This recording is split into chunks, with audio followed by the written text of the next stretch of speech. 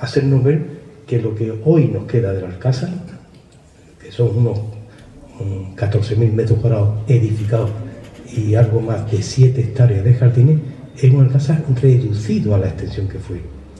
El Alcázar de Sevilla llegó, como he mostrado antes, hasta la Torre del Oro, la zona de Casa de la Moneda, toda esa zona de la avenida, la Torre Abdelaziz, todo eso correspondía al recinto palatino.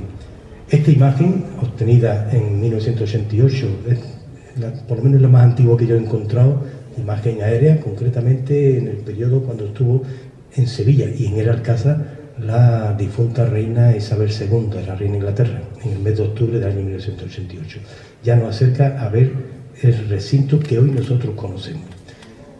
Pero no quiero pasar por alto que la evolución en los 1000 años de historia de nuestro recinto civil pues ha sido constante. Los trabajos que el doctor Miguel Ángel Tavales, también profesor de la escuela y del departamento nuestro de construcción arquitectónica, ha venido desarrollando desde 1996, han ido determinando con absoluta concreción y de manera muy científica todas las transformaciones, las ampliaciones que este recinto ha ido produciendo. Desde el primitivo que se situaba donde hoy conocemos el patio de bandera, hasta todo lo que llega hasta la propia Torre del Oro. Pero vamos a hacer una visita, cojamos un plano guía de lo que hoy se usan y entremos por lo que es la Puerta del León. Recordemos que el Alcázar, junto con la catedral y su giralda y el archivo de India, está declarado Patrimonio Mundial o Patrimonio de la Humanidad desde diciembre de 1987. Sevilla no tiene declaración urbana, tiene declaración en el mismo expediente estos 3 edificios y crean este conglomerado en este sitio que incluso ICOMOS, la International Council of Monument and Sites, que es el órgano que asesora a la UNESCO, tiene no solamente identificados estos 3 singulares monumentos, sino también un área de extensión bastante relevante. Esta imagen, ¿por qué la traigo? Porque de las cosas que más llaman la atención del Alcázar es la riqueza interior, pero el contraste se aprecia desde el exterior. Y las veces que he tenido que contar el Alcázar, sobre todo a personas foráneas, pues siempre he tomado como referencia el origen de la construcción. Es un origen islámico y bajo el Islam es muy importante recordar la concepción que las casas tienen que ser como las personas, humilde por fuera y rica por dentro. Y en la humildad de este recinto, de este primer recinto palaciego, se ve que los materiales que usan es un material reaprovechado, reutilizado de sillares del periodo romano, de la muralla romana de Sevilla. En consecuencia, hablar del Alcázar es bastante sencillo, si fijándonos en él, que es justamente lo que yo he querido preparar hoy para hablar con ustedes del Alcázar. Muchas imágenes, porque créanme, el Alcázar se explica solo, eso sí, para quien quiera entender, porque dada la variedad de materiales, dada la cantidad diversa de sistemas constructivos, de técnicas arquitectónicas aplicadas, podemos acercarnos a conocer de qué época estamos hablando. Época de riqueza o de miseria, de justicia o de venganza, de amores o de odio. Todo eso se refleja en este recinto palatino de estas 7 hectáreas de extensión, como anteriormente le he comentado. Y nos encontramos también con piezas realmente soberbias, como en uno de los artesonados más antiguos de Sevilla, que está en el Mesúar islámico, después fue la Sala de Justicia, en la misma entrada del Alcázar, que se apoya, estamos hablando de la época de Alfonso XI, y es en una geometría perfecta. Es un octógono que sale de 2 cuadrados superpuestos girados 45 grados, y de ahí nos conduce a ver este trazado de este artesonado de la Sala de Justicia. Próxima al conocido Patio del Yeso. Es un espacio que se considera como el único resto de arquitectura civil almohade que hay en la península ibérica. Arquitectura religiosa, en la misma caña de la Giralda, el alminar mahometano.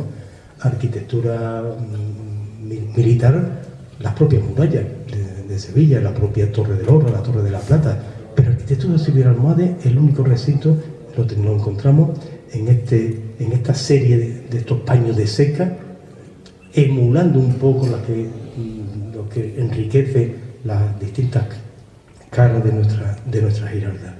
Y ya accediendo, pasamos por el que hoy conocido Patio del León, donde estuvo el Corral de la Morería, que salió ardiendo en 1695 y dejó a Sevilla sin teatro, todo el siglo XVIII, ¿no? De lo cual yo presumo como carbonense. Digo, cuando Sevilla en el siglo XVIII no había teatro ninguno, en Carmona había 3 teatros.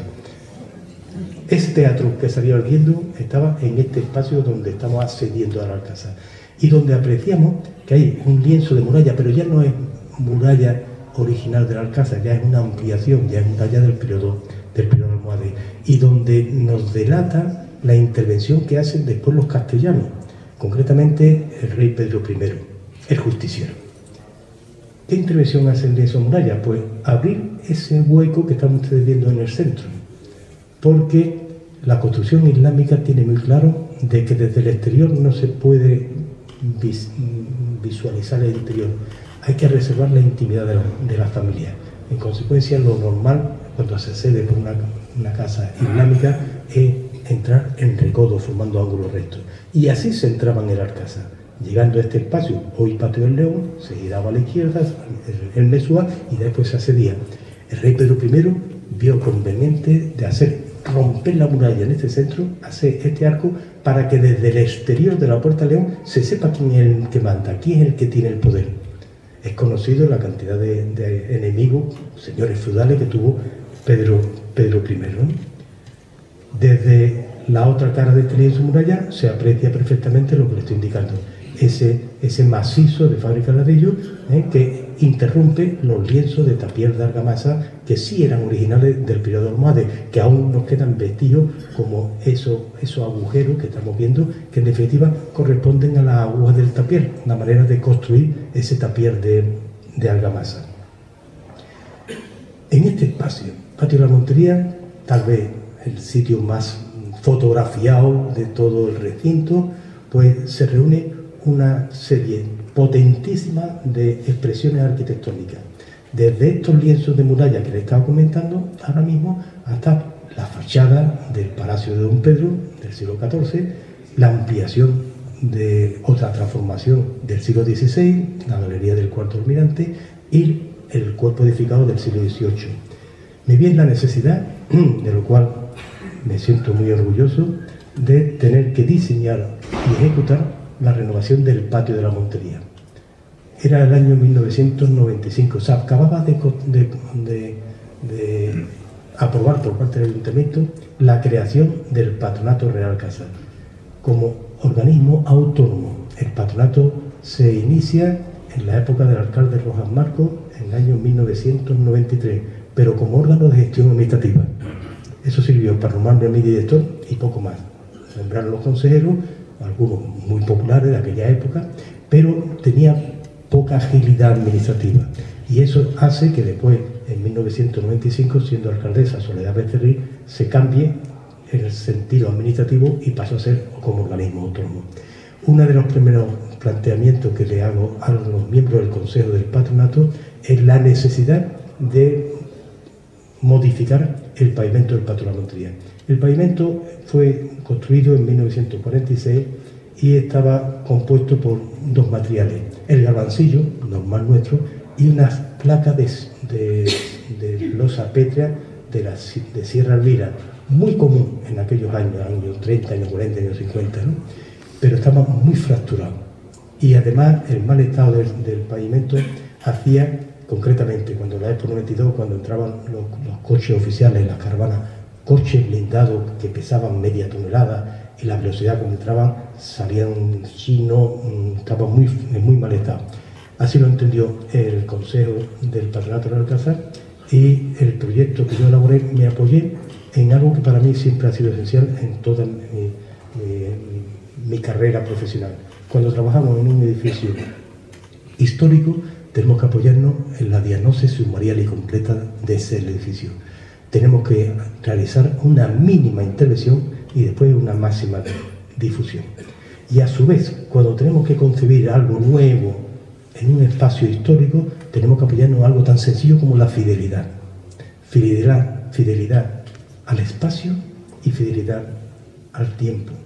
Al espacio, pues materiales de la zona, no Sierra Elvira de Granada, lo cual el diseño fue con ladrillo de la Vega de Triana y piedra caliza de Girena. Y fidelidad al tiempo, eliminación de escalones. Ya en este patio no hay escalones, por aquello de la accesibilidad. Conseguimos que el perfil sea como una cuchara invertida, acercándonos hacia lo que es lo importante, la fachada de Don Pedro. Y esa cuadrícula, ¿por qué lo presento al Consejo de Patronato y después a la Comisión de Patrimonio? Pues como tomo de relevancia, lo que en las excavaciones que se habían hecho después de restaurar la Giralda, surge y aparece pues un trazado de un pavimento del siglo XVI en torno a la Torre Mayor de Sevilla, que está visible, que se puede ver, que era una cuadrícula. Yo tomo esa referencia y la planto en el patio de la Montería, y lo que hago es hacerla coincidir en su replanteo con los ejes de las columnas que están ustedes viendo ahí, del cuarto almirante, porque esa galería sí es del siglo XVI, es contemporáneo. El pavimento que descubrió Miguel Ángel Tabal y el arquitecto Alfonso Jiménez en la cara norte de la Giralda con el patio de la Montería. Y después, para que, como dicen los albañiles de mi pueblo, las escopetillas que vayan donde tengan que ir, al no ser rectángulos perfectos, pues se arranca desde ahí, se replantea y se va desarrollando en toda su extensión. Y esto nos lleva al cuarto del almirante. El cuarto del almirante era una serie de estancias, de almacenes, donde sirvió de una manera muy singular para todo la creación de aquella casa de contratación por la reina Isabel la Católica en el año 1502. Pero el espacio que hoy conocemos es la consecuencia de una intervención de Joaquín Romero Morube, de eliminar una serie de tabiques, no eran tabiques, eran citadas, que dividía toda esta área, toda esta zona, y hacer un espacio corrido para esto, para celebrar actos culturales, actos oficiales, etc. Pues lo que tenemos que hacer es simplemente impulsar la actividad allí. Concretamente en esta sala, no sé si algunos lo recordarán, fue donde se conmemora el 500 aniversario del descubrimiento de América, el 12 de octubre del año 1992, con la familia real, tal como aparece en el cuadro de Alfonso Grosso, que está al fondo. Conseguimos incluso que los sillones que aparecen en ese cuadro, que están en el ayuntamiento, se pusieran, los reyes, el príncipe de Asturias y las dos infantas. Y esto nos lleva a lo que nos queda de aquella casa de contratación también, que es la sala de audiencia, con este importantísimo retablo de la Virgen de los Mariantes, o de la Virgen del Amparo de los Navegantes, que fue trasladado por Rafael Manzano a este espacio. Es una pintura singularísima, sobre todo por su valor histórico. Es la Virgen de los Mariantes protegiendo bajo su manto mariano a Cristóbal Colón a nuestra derecha, al rey Fernando V y una serie de personajes de la época. Hay quien dice que ahí se representa a Américo Vespucio, que está enterrado en Sevilla. Sin duda alguna, quien está con un bastón se refleja, y todos los libros de historia lo recoge, es el fraile Matienzo, que era el tesorero de la casa de contratación en aquella época, y evidentemente el que paga el 4 tiene que aparecer. Esto nos lleva a esta otra estancia, que lo que nos queda de la vivienda del alcaide, la casa del asistente Pablo Dolavide.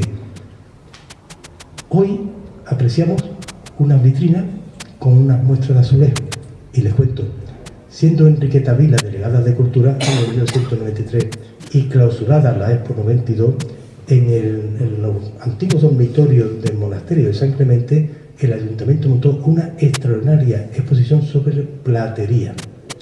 Cerrada, terminada esta exposición, pues le pregunté a nuestra delegada de Cultura qué se iba a hacer con la vitrina. No se sabía. La vitrina, pues, a veces, de momento guardarla en el almacén municipal, y ya se debería dar una aplicación. Y propuse, aún no éramos patronato, propuse llevarla a la Alcázar, adquirimos la vitrina, pieza de cristal conveniente, y contando con la colaboración de estudiantes de aquella época de quinto curso de la licenciatura de Historia y Arte, se hizo una selección de la cantidad de cerámica que estaba allí alojada en el Alcázar, que no es del Alcázar, estaba allí como almacenada, y eso permitió que actualmente se mantengan unas 230 y tantas piezas de cerámica de distintos trazados, de distintas naturalezas, de distintos periodos, que era una formato y una modesta e incipiente exposición de cerámica que quisimos hacer en 1923.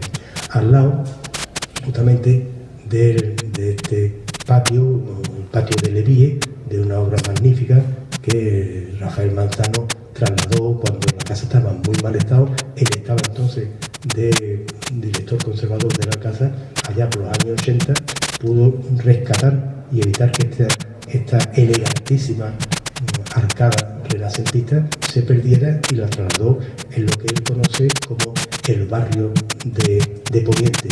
Rafael Manzano, por lo que nos ha dicho y nos ha contado tantas veces, y últimamente en la academia, él dividía la casa en dos barrios, el de Poniente y el de Levante, y la periferia era para él el patio de Bandera. Ya nos acercamos a lo que es el espacio más singular, como he dicho antes, la imagen más recordada, más fotografiada de los turistas cuando vienen a la casa, la fachada del Palacio Mudéjar. Esta foto corresponde al momento de terminar de desmontar los andamios, de haber intervenido en la restauración del núcleo central con el arquitecto Antonio Almagro. Pudimos sustituir las carpinterías que estaban, por supuesto, estudiar, consolidar y fijar que estaba en bastante buen estado ese potentísimo tejado que preside esta magnífica portada, con esa franja, esa inscripción que repite: solo Dios, solo Alá es vencedor. Lo repite en 8 ocasiones. Es lo que se conoce como la epigrafía de espejo.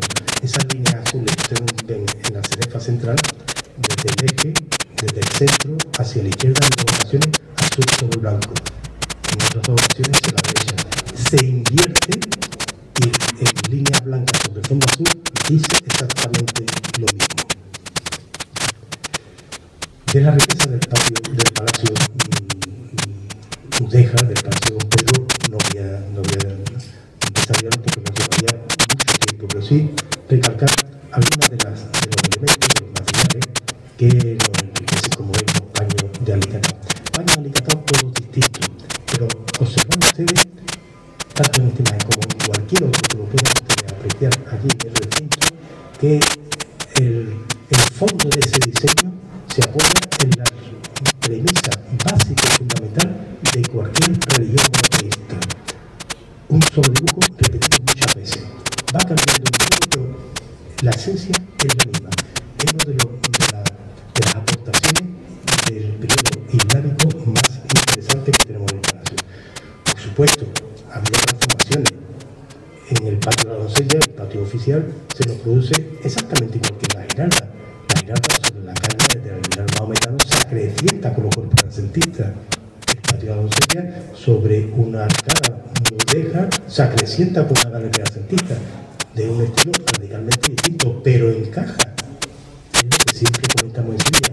Aquí se encajan las cosas y son tratamientos muy diferentes.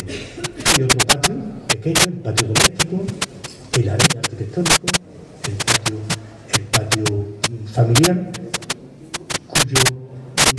la imagen que hoy apreciamos no es del periodo inicial, ni mucho menos, tiene una sola planta.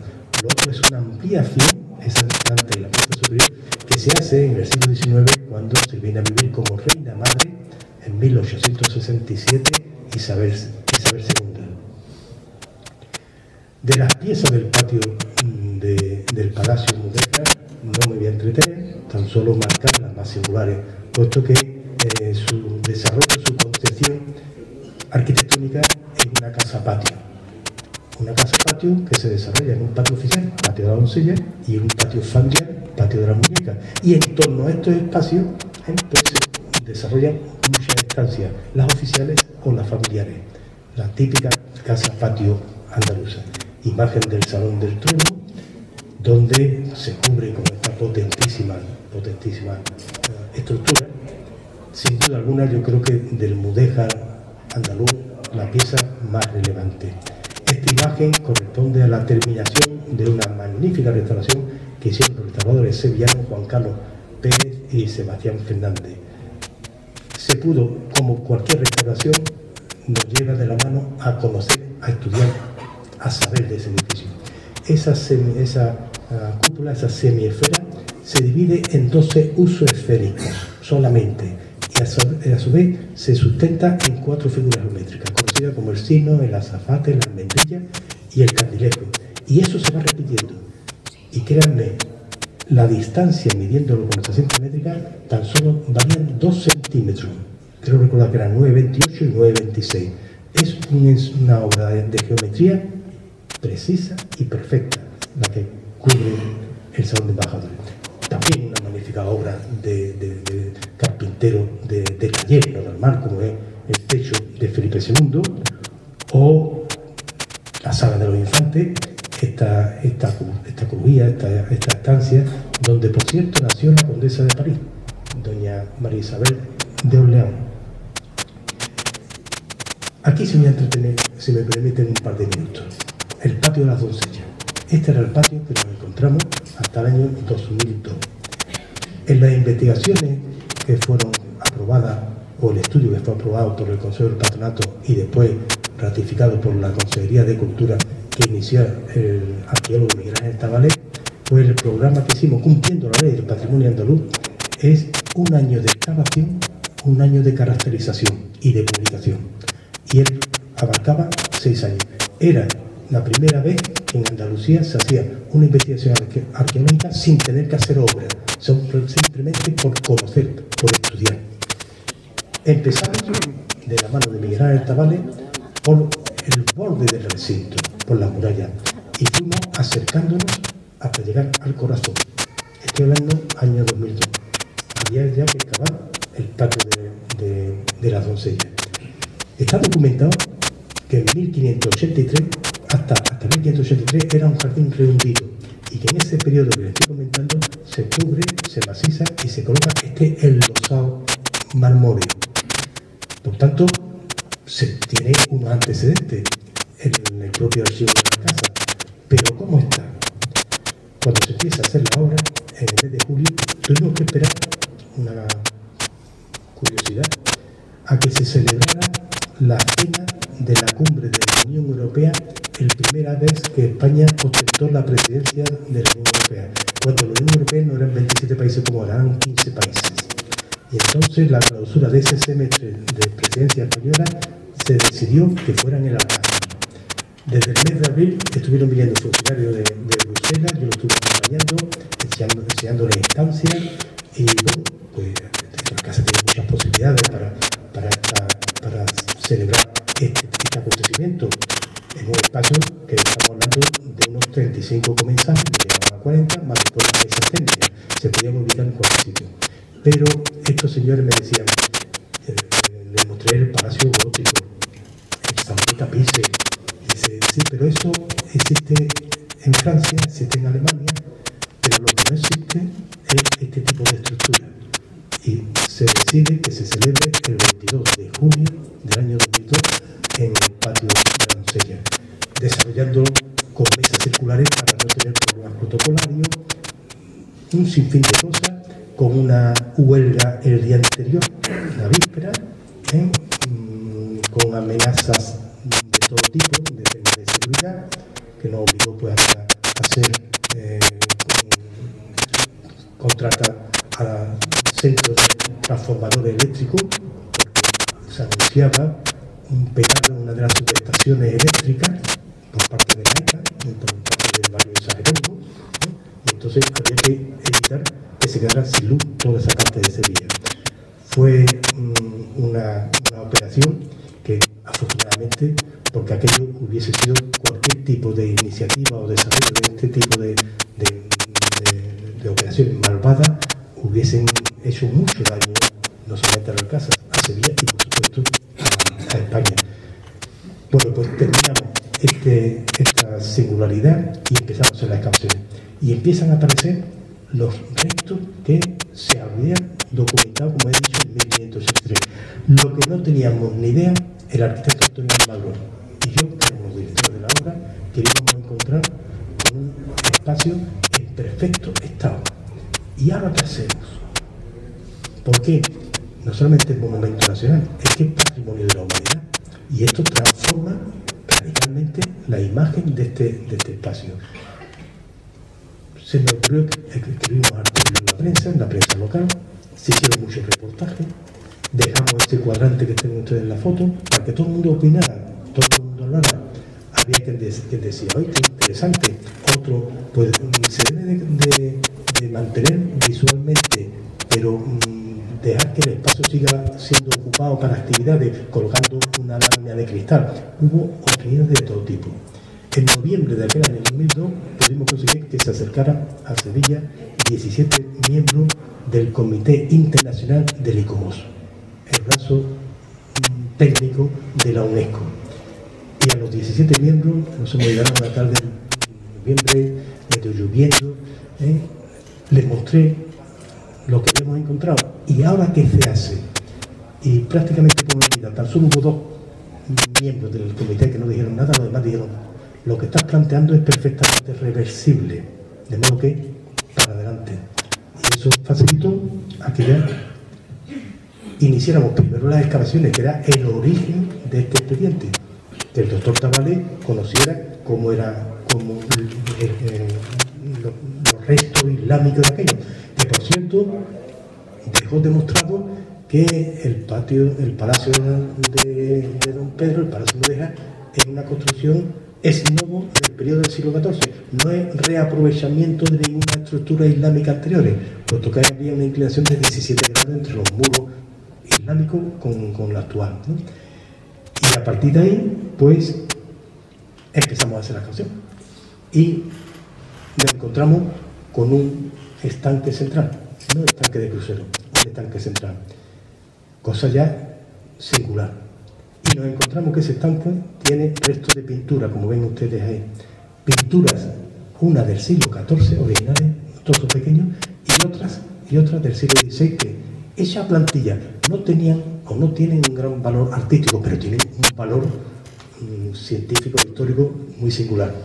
Y les puedo decir que ni el doctor Almagro y yo pudimos conseguir ningún tipo de bibliografía que nos pudiera dirigir, orientar a qué tratamiento había que darle al agua para que fuera compatible con estas pinturas. Porque lo que sí tenemos muy claro que el Alcázar es un edificio vivo y no íbamos a dejar testimonios arqueológicos, por muy importantes que son. Y entonces lo que se nos ocurrió es lo que están ustedes viendo ahí, algo que se puede desmontar en cualquier momento. Colocamos una bañera de poliéster, de tal manera que permite que haya una respiración perimetral y facilita a que conseguir lo que nosotros queríamos. El origen de este estanque era tener agua incluso con peces colorados. Peces colorados era una tradición, era una casa para evitar que hubiera mosquito en verano, ¿vale? en todos los estanques. Esta es la imagen del jardín del patio de la doncella después de esta situación. Imagen que, por cierto, no se ha visto nunca en la historia, porque cuando estaba el jardín deprimido no estaba hecho el cuerpo superior, la galería superior, que es renacentista, pero es la imagen que nos ha tocado a nosotros disfrutar. Disfrutar, digo, porque se aprecia que es una de las fotos más repetidas en todo lo que supone la promoción de Sevilla y del Alcázar, ¿no? Del cuarto Real Alto, pues poco le tengo que decir. Lo más importante son 2 estancias que corresponden al siglo XIV, el periodo de Don Pedro. Una es la cámara de audiencia, que es el cuerpo central de la fachada, y otra está en la cruz posterior, esos dormitorios. Los más son añadidos que se hacen después, incluso con un mobiliario, como están ustedes viendo ahí, pues decimonónico. Fundamentalmente, la mayor parte de los objetos que Patrimonio Nacional tiene ahí alojados corresponden al periodo que estuvo viviendo en el Alcázar la reina Isabel II, que cuando se amuebla ese recinto, esa estancia. Lo que sí es, sin duda, lo más relevante del cuarto Real Alto es el oratorio de Isabel la Católica. ese oratorio que mandó a hacer la reina católica, donde, que por cierto es la primera expresión que conocemos en Andalucía de la técnica del azulejo de superficie lisa, desarrollado como es conocido por el pisano Francisco Nicroso. Está fechado en el año 1503, por tanto no se sabe si la reina llegó a conocerlo, terminado porque ella muere en esa fecha. Y es muy singular observar no solamente la imagen, la presentación de María, su prima Santa Isabel, sino la presentación de la vida, que es el caballo que tiene usted a la derecha, y el de la muerte, este joven apoyado sobre una calavera. Singular reseña tenemos en la mesa del altar la F de Fernando, la Y de Isabel, que es lo que justifica que los símbolos de ellos eran objetos que tenían las mismas iniciales, la flecha F, el yugo Y de Isabel. Pasamos a otra área, nos vamos a lo que se conoce como el patio del crucero, donde se mantiene pues algo que ha sido una constante. He hablado que de la Alcázar ha habido muchas etapas, muchas épocas, muchas intervenciones, pero ha habido siempre una constante, que ha sido el color. El color de la Alcázar siempre ha sido el que ven ustedes. Permítanme que se lo diga en términos de albañil. El almagra y el calamocha. El almagra es ese color sonrosado que procede de la tonalidad de la arcilla de la Vega de Triana. El calamocha es el albero mojado, el albero Plaza de Toros. Eso ha sido una constante en todas las etapas que ha tenido la Alcázar, como nos recoge en este patio del crucero. Patio del crucero que confunde porque uno le explica allí a cualquier persona interesada por el desarrollo de la Alcázar que esto es un edificio del periodo islámico, donde ha habido una serie de suposiciones de etapas, y claro, ve este patio de armas dieciochesco, y aquello no le encaja. Eso nos llevó a plantear al Consejo del Patronato la conveniencia de, siguiendo con los trabajos del arqueólogo Miguel Tabales, pues hacer en un rincón que pase desapercibido a la imagen completa, pero una cota para mostrar que debajo ahí había también un nivel del periodo almohade diferente al periodo nuestro, como lo ven ustedes en ese curso.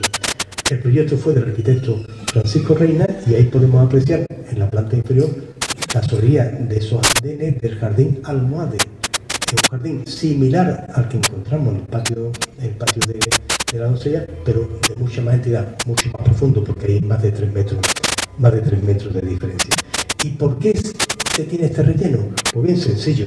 Tenemos que recordar que con el terremoto de Lisboa empezaba a hablar con la imagen de un plano de 1759 de Sebastián van der Bosch, empezamos a hablar del daño que ocasionó el terremoto a Sevilla y especialmente a la Alcázar, porque una de las crujías del Palacio Gótico se hundió, y fue cuando se vio la necesidad de encargarle al técnico que estaba más en auge en esa época, que era un ingeniero, acababa de hacerse la fábrica de tabaco, Sebastián van der Bosch, y al cual le encarga que reconstruya la crujía que se había hundido.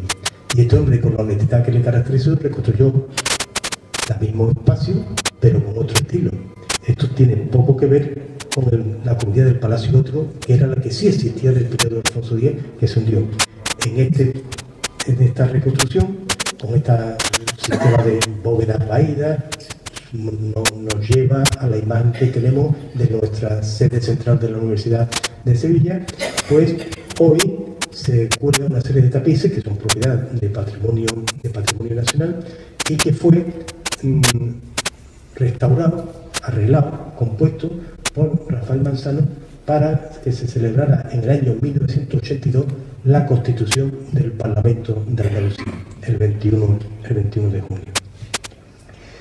Esa era crujía, era un palacio medieval, eran 4 crujías con esta bóveda gótica que estamos viendo, que si bien se tuvo mucha actividad, fundamentalmente en grandes periodos de la historia se le conoce como el Salón de Fiestas, porque entre otras muchos actos que se dieron, ahí fue donde se celebró el banquete nupcial de la boda del emperador Carlos con Isabel de Portugal.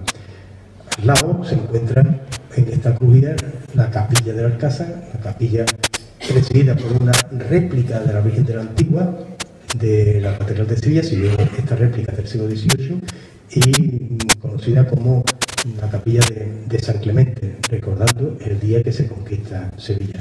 Sin duda alguna, de este conjunto de que nos queda el Palacio Gótico, lo más destacado son estas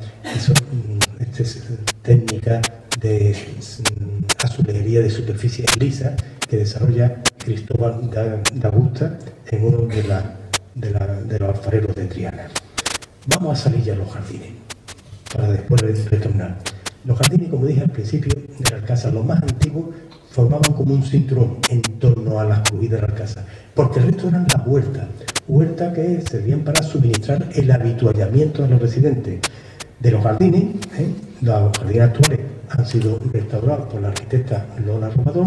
Se hizo un estudio primero que se le encargó a Consuelo Martínez Corrichel, una de las paisajistas más reconocidas de Europa, que nos hiciera y que documentara, permítame la referencia, como un plan general de jardines. Porque los jardines históricos están estos, que estamos viendo que son los más antiguos, y otros que son de 1955. Hay de todas las etapas, de todas las épocas. Entonces, ¿qué debemos conservar? ¿Qué no debemos conservar? Teniendo muy presente que cuando uno interviene en los jardines no solamente hay que preservar la geometría, la parte masiva, la parte arquitectónica, sino la parte vegetal, que es la más delicada. Concretamente, en esta restauración que dirigió la arquitecta Robador, pues este jardín que Consuelo Corrichel nos destacaba, que era el jardín conocido como de las flores, que nosotros cuando lo restauramos pusimos esas flores, pero que no son las que pensábamos que existieran, porque las flores a las cuales se refiere la profesora Corrichel eran flores de azahar. Entonces se sembraron una serie de naranjos que hoy día, estoy hablando, esto fue en el año 2002, han pasado ya 21 años, está aquello repleto de naranjos y sí están produciendo ya la flor de azahar.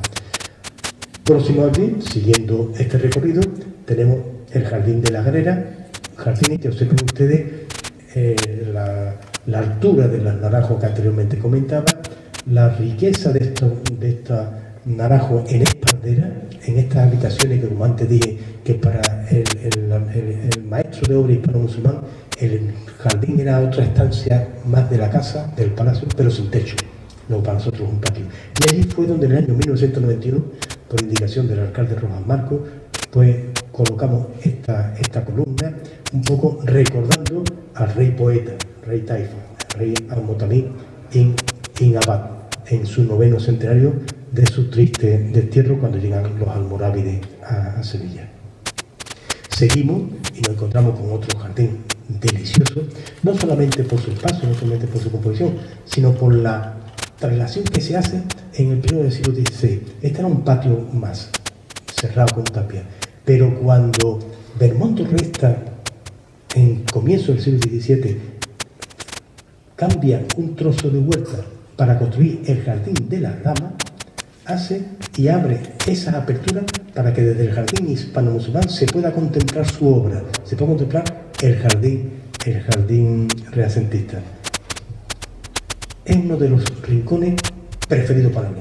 Estos espacios de estos jardines históricos, con la luz, con la tranquilidad, con el aroma que nos ofrecen estas piezas. Y ya eso nos conduce hacia el estanque de Mergullo, pero antes nos encontramos en el jardín de la danza, donde en esas columnas descabezadas había dos figuras de plomo que siguen existiendo en el Alcázar, muy deformadas, un sátiro y una ninfa en posición de baile. Esas figuras fueron desplazadas porque de una forma, en nuestro entender, errónea, pues al final del siglo XIX se plantaron esos dos magnolios enormes que en su desarrollo de las ramas han eliminado estas figuras que, insisto, siguen estando en el Alcázar. Y esto nos hace entrar en el conocido popularmente como los baños de Doña María de Padilla, que corresponde a un jardín rehundido que daba al patio del crucero, que en el periodo alfonsino, cuando él transforma parte de esas construcciones que podíamos entender que tenían una función doméstica, las transforma ya en salones como los palacios góticos, salones para recepciones, para celebrar cortes, reuniones. Tiene otra dimensión y lo que hace es establecer esta una pasarela que conecta la parte meridional con la parte septentrional de esta zona del patio del crucero, con esta rica bóveda gótica, que después yo he leído 3 versiones, cada uno que se quede con la que crea conveniente. En el periodo de Pedro I, ya siglo XIV, se dice que era donde la amante preferida del rey, María de Padilla, se bañaba diariamente. Yo llego a ver, pero eso que no da mucho crédito, porque en aquella época, bueno, entonces el rey, de ahí viene el nombre del baño de doña María de Padilla. La crónica nos transmite que el rey, a aquellos miembros de su corte que tenían un comportamiento favorable hacia su dominio, hacia su persona, le concedía el privilegio para que probaran el agua donde doña María se bañaba. Entonces, al parecer, uno de los cortesanos pues no cumplía con ese mandato, y uno de los confidentes de la corte, porque siempre he oído chivato, ¿verdad?, le digo al rey: majestad, no, entonces eran Alteza, que fulano no prueba el agua donde se ha bañado doña María como usted le ha indicado. Y la crónica nos recuerda que el rey, desde su aposento en la planta superior, estuvo pendiente y observó que en efecto el individuo en la fila, y a la hora de coger el cuenco para sacar el agua. Entonces lo mandó llamar y le espetó: ¿cómo tienes atrevimiento de renunciar a un privilegio que yo te he dado? El otro dijo: Alteza, créeme que lo siento. Me encantaría poder hacer, pero no puedo. No puedo porque habitualmente cuando pruebo la salsa se me antoja la perdiz. Eso es una regata que se produjo en esos barrios de doña María de Padilla. Y ya llegamos a esta majestuosidad del Jardín de las Damas, trazado por Belmondo Resta, que ya he comentado, y donde hace una transformación espectacular. Belmondo Resta consigue que un trozo de huerta pasa a ser jardín, estamos hablando comienzo del siglo XVII, y el lienzo de muralla urbana, tipo Cañón del Agua, o tipo muralla de la Macarena, o Jardín del Valle, el lienzo de muralla urbana lo que hace es crear lo que hoy observamos como Galería de Grutesco. Y la Galería de Grutesco, con mucha propio de esta expresión manierista que el mundo de esta trae, milanés trae a Sevilla, pues nos hace entender, por ejemplo, establecer una colección de columnas marmóreas. Si ustedes observan en detalle estas piezas que soportan esta galería, ninguna son iguales. Ni los fustes, ni las bases, ni los capiteles. Son todas distintas. Y podemos decir: ¡qué barbaridad! Este señor tan prestigioso, maestro mayor que viene del centro de Italia, y que por encargo del rey Felipe IV construye esto, ¿no tendría posibilidades económicas para poder? Pues claro que la tenía, toda. Lo que hace este señor Belmondo Resta es, como he dicho antes, procede de Centro Europa. Era conocedor que final del siglo XVI, comienzo del XVII, la moda en Centro Europa era el coleccionismo. Y lo que hace es establecer en su nueva obra una colección de columnas, naturalmente de columnas de edificios próximos a la casa. Es una de las riquezas. Si lo analizamos desde el punto de vista constructivo o arquitectónico, es una falta de respeto, porque hay capiteles que no se le pasa. Pero si lo analizamos desde el punto de vista, que mi modo de ver es como hay que acercarse a esta lectura, es una aportación de una tendencia muy singular que hay en aquella época. Cuando veo este color me acuerdo que aquí fue la primera obra que yo hice en el Alcázar en el año 1990. Yo entré el 21 de septiembre del 90, el día de San Mateo, el día que se toma la ciudad de Carmona. Y no era patronato, tenía muchas limitaciones económicas en Alcázar, y consigo, esta parte de la galería estaba semi-hundida, de una forma muy, muy grave. Y consigo que el ayuntamiento me asigne 10 millones de pesetas. Y con esas 10 millones de pesetas pues hicimos esa reconstrucción, no restauración, sino reconstrucción. Y a la hora de tratar la cerrajería, pues de toda la documentación que existe en el Alcázar, en el archivo del Alcázar, que está microfilmado, hay una copia en el Palacio Real de Madrid y otra copia está en Sevilla, pues encuentro innumerables, no facturas, no había facturas, sino recibos en la cual se atiende los gastos a los pintores y el color predominante es el azul o el verde. En aquella época no existía el oxidón, ni existían esos colores, ni el marrón, ni el negro, son tendencias modernas, ¿no? Normal era el azul y el verde.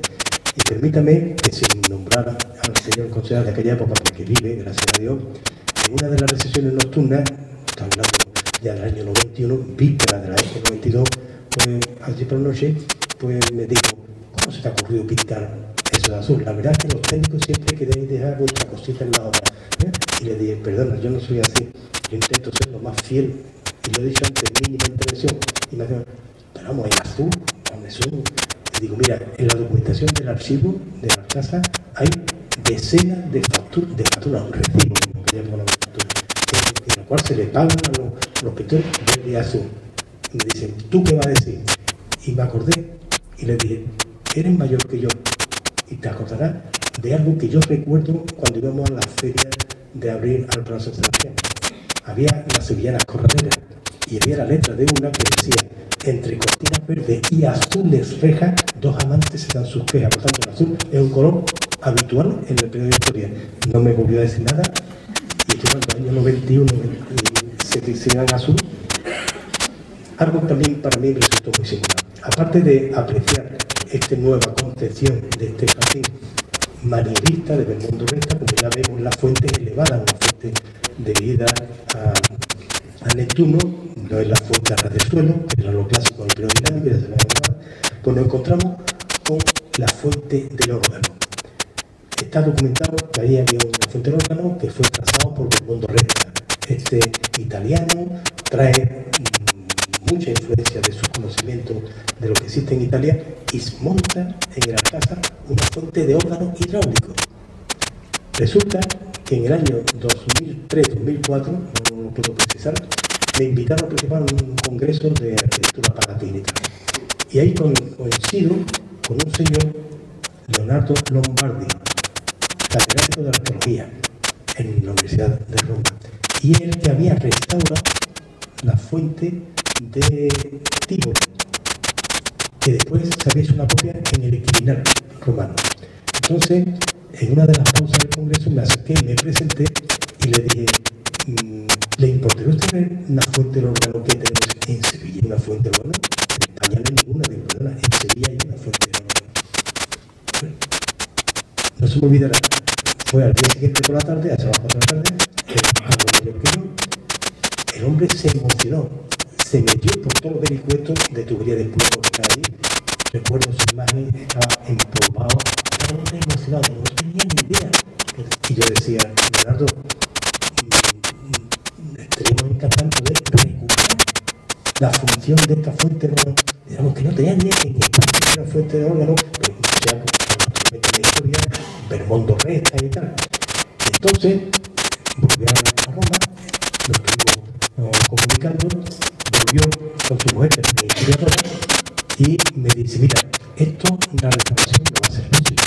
Esto, porque había cantidad de tubos de plomo, de mucho calibre, era muy complicado, podría tener muchos apaños, ¿no?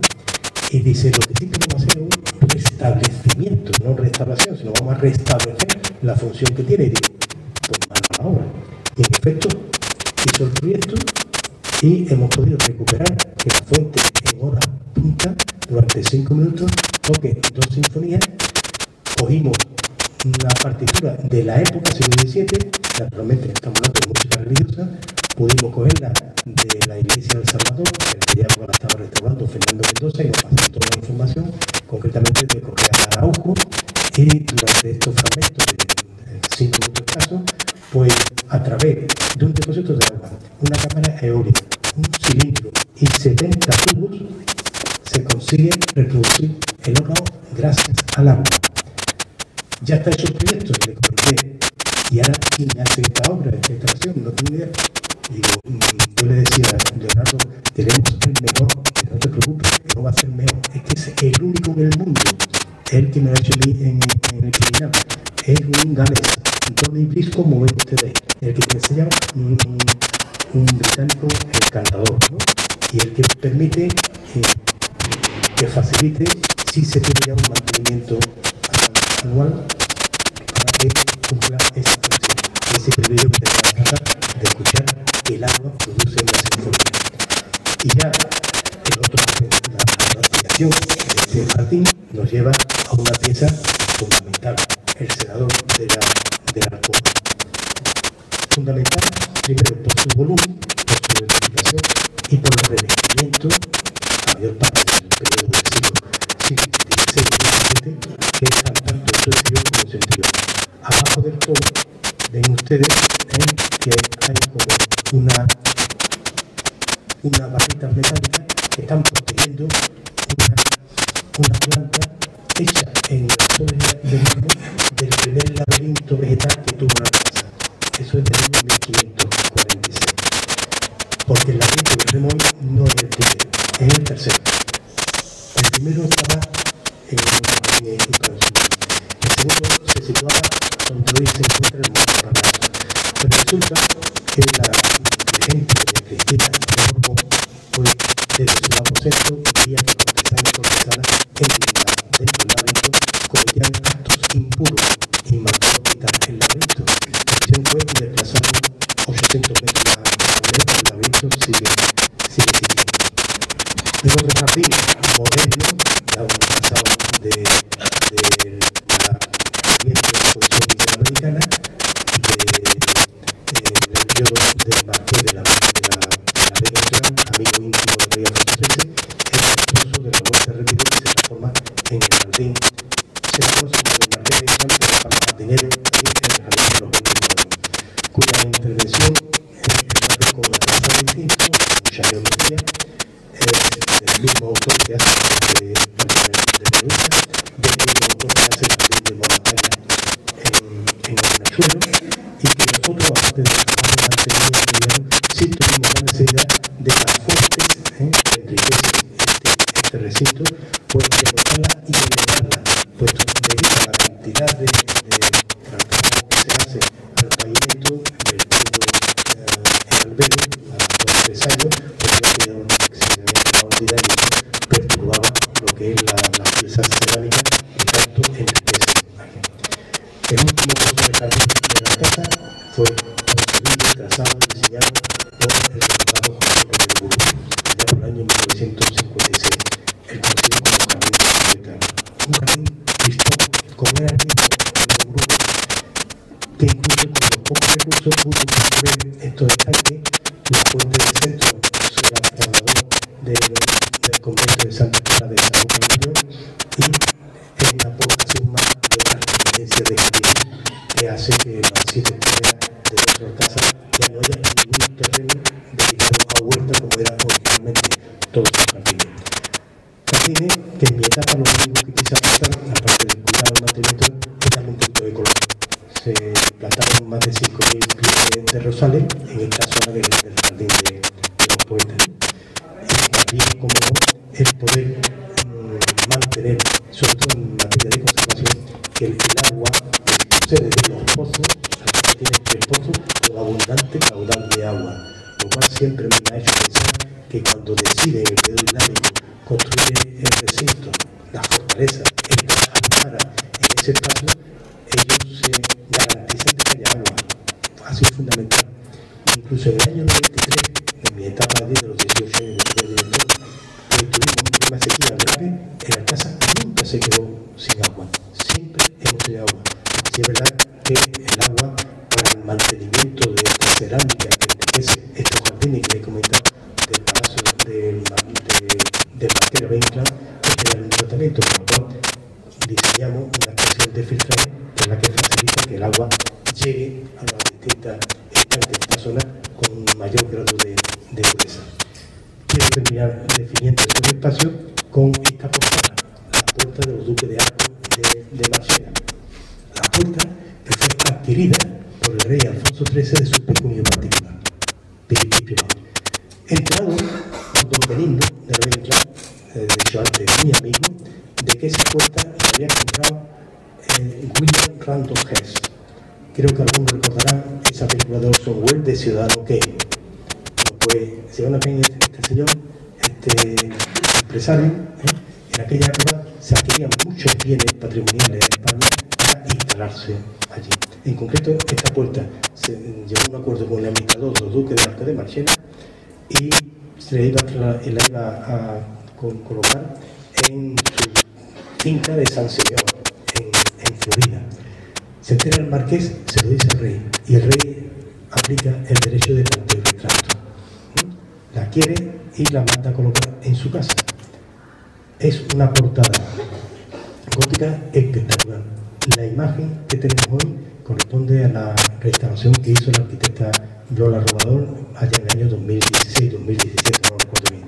Es una aportación que tiene, que recuerdo, allá en el año 1997-98, siendo alcalde de Marchena, un amigo mío, Francisco Ramírez, pues se dirigió para decirme que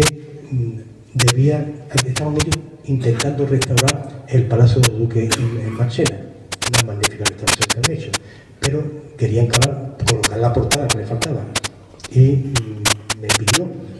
Dice, mira, tú me dices el cauce, me tengo que dirigir al alcalde, digo, no pierdas el tiempo, esa puerta no sale de aquí, porque esto es bien de interés cultural y es patrimonio mundial, aquí ya no se puede tocar nada. Entonces, ¿qué puedo hacer? Digo, manda un fotógrafo, haga fotografía y la pintáis allí, que es lo que han hecho.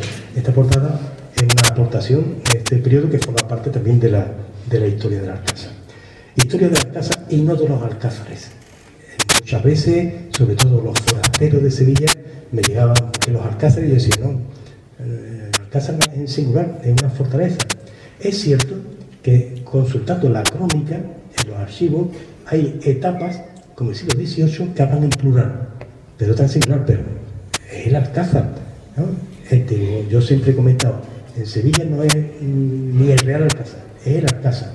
Tal fue la pugna que Simón Martí de Fosa, jefe de protocolo de la Casa de Su Majestad el Rey, cuando preparando las invitaciones para la boda de la infanta Elena, me llamó, bueno, ¿qué ponemos? ¿Alcázar? Porque es que en Madrid me dicen, en el ministerio me ha dicho Alcázar, digo, no, que es Alcázar. Entonces le mandé la foto que tiene usted delante, ¿no? La tenéis ahí, aparte que están los documentos, están ahí, justamente en el jardín del Chorrón, donde se encuentra una cruz, y llama la atención, ¿por qué hay una cruz en un palacio, en un recinto civil? Pues bien sencillo, justifica que allí en el siglo XVIII el agua que había era potable. Cuando, para evitar las pandemias, la municipalidad, donde los lugares, los pueblos donde el agua se podía consumir, lo marcaba con una cruz. Y de eso, de aquí a muy poco tiempo, espero que la señora Candela Brandel, aquí delante, que acaba de terminar una tesis sobre el agua de la Alcázar de Sevilla, nos documente de toda esta simbología que tanto nos indica el Alcázar. Y ya de salida hacia el apeadero, no podemos pasar por alto, por el patio de la Alcubilla. El patio de la Alcubilla, también conocido, sobre todo cuando yo llegué allí por los jardineros antiguos, como el patio del tenis, porque allí hay una pista de tenis, ¿no? Eso sí se sabía, incluso hay alguna foto, una pista de cemento. Lo que yo no tenía ni idea, y me entero en el año 1994, cuando se celebra en Sevilla un congreso mundial de federaciones de tenis, que me va a visitar uno de los dirigentes, el tenista más famoso de aquella época, que era varios hermanos, Sachi Vicario. Y para pedirme permiso para que los congresistas se hicieran una foto allí. Dice que aquí estuvo una de las primeras pistas de tenis que hubo en España. No tenía ni idea. Es cierto que la reina Victoria Eugenia, que pasó largas temporadas en el Alcázar en Sevilla cuando venía con su marido, el rey Alfonso XIII, previamente para visitar toda la construcción de la exposición, concretamente vinieron 32 ocasiones. Ella, como buena inglesa, le gustaba jugar al tenis. Incluso hizo que el teniente alcaide aprendiera a jugar al tenis, para tener alguien que jugar. Pero claro, eso ha quedado el nombre, pero no tenía referencia de que fuera una de las primeras pistas de tenis que hay en España. Ya saliendo por el apeadero, pues este apeadero es del siglo XVII, pero el pavimento es del periodo final del siglo XX. Me estoy refiriendo a un magnífico diseño del arquitecto Rafael Manzano. Yo lo puedo decir, se lo he dicho a él varias veces, incluso en la Academia de Bellas Artes, y aquí lo digo en público, en mi etapa de director tuve que autorizar en varias ocasiones a distintos arquitectos municipales de pueblo a provincia de Sevilla para poder dibujar y fotografiar este pavimento para ello ponerlo en plazas públicas del municipio, lo cual es un referente también muy importante. Y concluyo. Falta la fuente del patio de bandera. Fuente que se instaló en aquellas vísperas de la posesión iberoamericana. ¿Y por qué no está la fuente del patio de bandera? Pues bien sencillo. En el año 2010-2011, dentro del programa de investigación arqueológica aprobado por el Patronato de la Casa y autorizado por la Consejería de Cultura, pues el doctor Tavares empieza a hacer excavaciones en este recinto. Las excavaciones dan un resultado espectacular. Ahí se encuentran los restos más antiguos que tiene la ciudad de Sevilla. Evidentemente no tienen la brillantez arquitectónica de revestimiento de mosaico que tenemos aquí en la Plaza de la Encarnación, en el anticuario, pero científicamente es lo más antiguo, desde el siglo VIII antes de nuestra era. ¿Qué sucede? Que la propuesta que se hace desde el Consejo del Patronato es hacer un muro pantalla, hacer un vacío, para poderse, no hacerlo público, pero sí hacerlo registrable para investigadores, para científicos poder verlo. Ese es el proyecto. Y terminar con una estructura y ya volver a colocar la fuente. Pero en este intervalo, pues hay corrientes, muchas de ellas procedentes de la propia Universidad de Sevilla, diciendo, no tiene tanta importancia, no tiene tanto interés, eso es ganas de tirar dinero, el proyecto está hecho. Nos coge también el periodo del famoso decreto del Ministerio de Hacienda, el ministro Montoro, que las administraciones públicas no pueden gastar más de lo que tienen. La Alcázar está teniendo un superávit espectacular. Había muchos procedimientos para poderlo hacer, pero no se consigue. Y entonces se decide, hay que taparlo. Y un grupo de los consejeros del gobierno, del patronato de aquella época en la cual me encuentro, decimos, esto no se puede tapar. Entiendo de que si ahora mismo no se puede hacer la obra, no vamos a tener abierto eso eternamente. Es lo que justifica que se cubriera con estos cubos de por spam, porque nuestra intención es que se termine de hacer el proyecto. Se hizo tan solo un trozo, un 20% de la cripta que es visitable, pero el resto, que es interesantísimo, que está ahí debajo, es lo que siempre hemos defendido, o al menos yo he sido lo que he defendido, de que eso hay que mantenerlo. Y una condición que se puso, mientras no se haga la cripta, no se coloca la fuente, para que los sevillanos vayan pidiendo por qué no se pone una fuente y obligue que de una vez se haga la cripta, que para eso está proyectada. Muchas gracias por vuestra atención.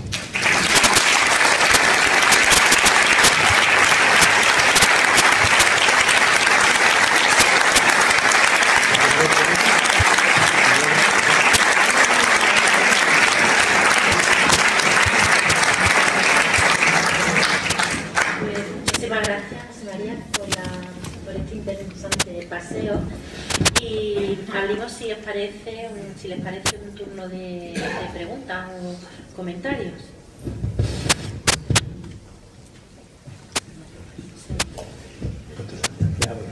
Alfredo. ¿La fuente dónde está, María? ¿En los almacenes municipales? La fuente está en el Alcázar.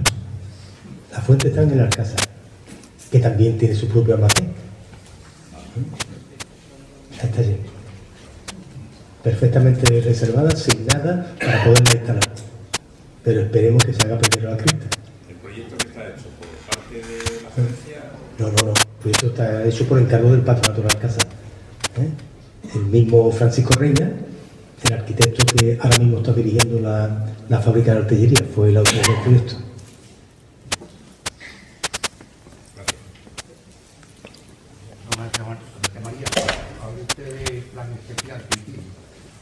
Bien, gracias, Rafael. En el año 2007, víspera de ya salir de la casa, perdón, 2006, pues el recinto de la división que el conjunto histórico tiene hecho de Sevilla, el Ayuntamiento, de su plan general, hay a un recinto que no está elaborado su plan especial. Y uno de ellos es el de la Alcázar. Nos dirigimos a la gerencia para decirles que faltaba. Y claro, la gerencia nos indicó que ellos encargan los proyectos en aquella zona más conflictiva, pero que la Alcázar es una zona monumental, que una cosa que no va a tener grandes problemas y demás, y que no estaba puesto en programa para atenderlo de una forma breve. Y bueno, lo podemos hacer nosotros, por supuesto, si lo pagáis ustedes. Entonces el patronato hizo un concurso, se presentaron varias propuestas, y entre ellas la ganó Vicente Llano, Rafael Bermudo, junto con Miguel Ángel Tabales. El plan especial se hizo, se aprobó inicialmente, con todos sus requerimientos, pasando hasta la Consejería de Cultura, se aprobó provisionalmente y ahí se quedó. Y lo venimos, desde el Consejo de ADEPA, lo venimos demandando porque, primero, es un plan especial que no es una gran extensión, pero sí reúne tres bienes de interés cultural: el Alcázar, los jardines de Murillo y los jardines de Catalina de Rivera. Después coge todas las zonas, la zona frente a la universidad de la calle San Fernando. Coge la calle San Gregorio y naturalmente el Patio Bandera y la zona del Callejón del Agua. Estamos hablando de unas 82, 84, no recuerdo bien, viviendas privadas, ¿no? Pero que eso está a expensas de que se apruebe el plan de forma definitiva. Y es lamentable que estamos hablando de hace 16 años que se inició, ¿no? Una pregunta, ¿el Patio Bandera es competencia del patronato de la Alcázar o...? El Patio Bandera en origen era una parte del Alcázar. Pero cuando se hace la cesión en la Segunda República, cuando se cede al ayuntamiento, se cede lo que cuesta dinero mantener, no lo que deja. Y por razones hacendísticas, las 18 casas de Patio Bandera se la mantiene patrimonio nacional. Y eso lo venimos reclamando durante todo un año. Ahora se ha llegado a un acuerdo previo pago de ese importe de la casa número 7, la casa número 8. Antes fue la casa número 9, que es donde el patronato tiene el taller de arqueología, pero se viene a ir reclamando, incluso denunciando en muchos casos, ¿no? Porque lo correcto es que pasara a ser de la casa, porque su origen correspondía. El Patio de Bandera era la vivienda donde residían las personas más afines a la corona. De hecho, la documentación que yo he trabajado, pues se concedía vivienda, pues te dejo el Patio de Bandera número 15 por 3 vidas, por 5 vidas, y claro, se pone siempre el nombre de más joven. Y eso ha ido, pero claro, ya llegamos a final del siglo XX y ya las vidas se han ido terminando, y ya ha pasado a patrimonio del Estado. Y ahí viene que no es patrimonio nacional, patrimonio del Estado, Ministerio de Hacienda, patrimonio nacional y un ente autonómico diferente, ¿no? ¿Y los descubrimientos sobre el palacio también en una de las casas que compró el... Justamente, eso fue derivado a que el Ministerio de Hacienda, por razones espaciales, decide rehabilitar una de sus casas, que había quedado ya vacías, ya no eran residenciales, rehabilitarlo para dotarlo de oficina para funcionarios. Y naturalmente se le exige un control arqueológico, una lectura parlamentar. Trabaja el profesor Tabales y empieza a descubrir la parte que era aquello. El proyecto del Ministerio de Hacienda no termina, pero en esa fuerza que se va presionando de distintos sectores de la ciudad de Sevilla, pues hace que se replante el Ministerio y dice: ya no vamos a poner tu fluorescente en zona del periodo Taifa. Y entonces ha llegado a un acuerdo económico, no sé si ha sido 4 millones de euros lo que ha pagado el patronato de la casa al Ministerio de Hacienda. Y la idea del patronato, por lo que he leído, es organizar el inicio de la visita desde esa zona. Realmente es la parte más antigua de la casa. Lo demás son ampliaciones hasta la Torre del Oro, como he ido diciendo, ¿no? Por la parte occidental. ¿Se sabe el nombre del que ha propuesto llevarse la cerámica de la de Colón, llevarse a Madrid? ¿Se sabe el nombre y apellido del personal que ha propuesto eso? ¿Qué cerámica? No sé. ¿La cerámica de Colón? Sí. No. Desconozco cuál es esa cerámica. Bueno, la que está ¿En el Alcázar? sí, la que está en el recinto del oratorio, sí, sabe la católica. Bueno, pero esa es de Colón. Una persona que ha propuesto llevarse a Madrid. No, esa es la cerámica de Pisano. Esa es la cerámica de Francisco Niculoso. Sí. No, de Francisco no me... No se sabe qué él ha propuesto, que Barcelona Madrid. No sé, pero da igual, eso es sin la simpleza porque es imposible. Es bien de interés cultural y es patrimonio mundial. Ya les he dicho a ustedes, para bajar el nivel tuvo que hablar la UNESCO para decir eso. El que haya vivido, sí, eso, sí, pero no.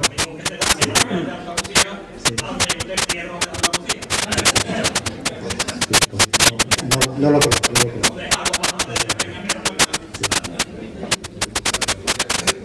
Una curiosidad.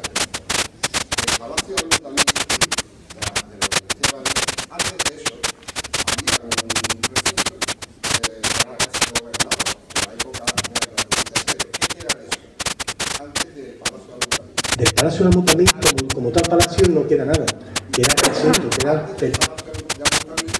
bueno, antes del Palacio de Ayuntamiento, claro, quedan casas islámicas. Pensar, lo que ha descubierto Miguel Ángel Tabales, lo más antiguo son unas estructuras del siglo VIII a.C., donde hay una potente construcción romana como un hangar de puerto. Incluso en sus excavaciones hay un dato interesantísimo que él ha podido descubrir, no solamente por los restos de fósiles marinos, sino por la inclinación que tienen una serie de pilastras de cerámica en la misma dirección, que es derivado de un tsunami que llegó a Sevilla en el siglo II, siglo III, antes de nuestra era. Y hay un periodo donde no encontramos resto ninguno, pero ya después, a partir del siglo VI, hay una excavación que se hizo en 1973 por el arqueólogo Manuel Bengala, catedral de Madrid, ya está jubilado, vivía en Sevilla con nosotros, donde descubrió que ahí estuvo enterrado San Isidoro, siglo VI.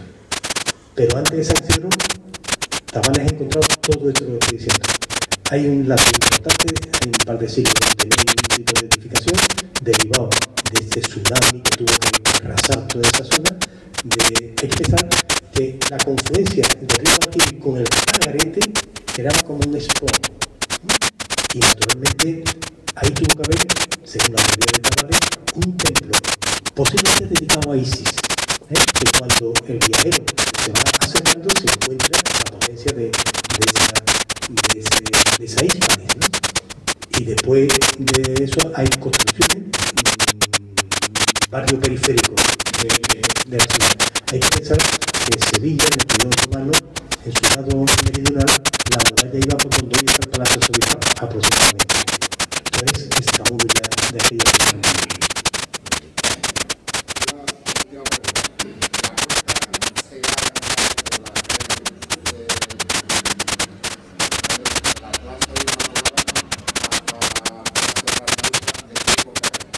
Esa puerta es la puerta primitiva, la puerta de las Almaras, es la puerta ya islámica del periodo taifa.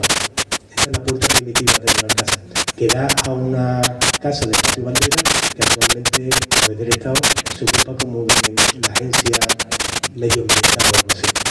Esa puerta es interesantísima, tanto por fuera como la puerta.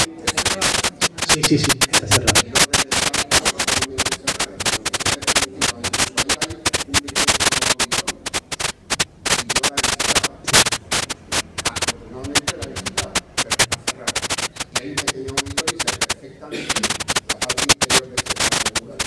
Ese tipo de propuestas están perfectamente recogidos en el plan especial de los arquitectos ya no de las 18 del Patio Bandera.